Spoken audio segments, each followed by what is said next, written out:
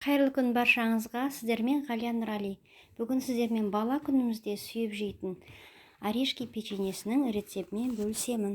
Каналыма тіркеліп, лайк басуды ұмытпаңыздар. Алдымен електен өткізілген ұнымызға сары майымызды салып, қолымызбен үгітіп, үгітілмелі қамыр жасап аламыз.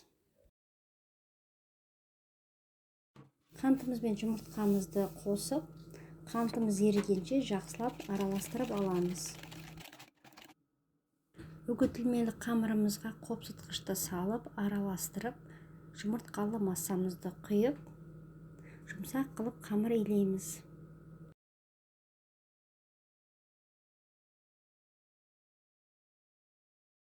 Дайын болған қамырымызды тоңазытқышқа 30 минутқа салып қоямыз. Тоңазытқыштан алғаннан кейін қолымыздың көмегімен осылай кішкентай етіп шариктер жасап аламыз. Қызып тұрған пешімізге осылай салып, 3-4 минут көлемінде пісіріп аламыз.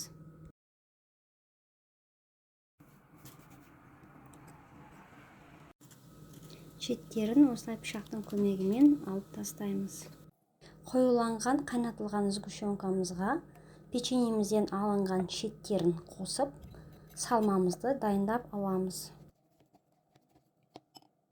Жасалу жолы өте оңай және құрамы қарапайым орешки печеньелерімізді пісіріп алдық. Үйде жасап көруге кеңес беремін. Өте дәмді шығады. Осы рецептпен жасап көріңіздер. Қасықтың көмегімен салмамызды салып, осылай біріктіріп аламыз.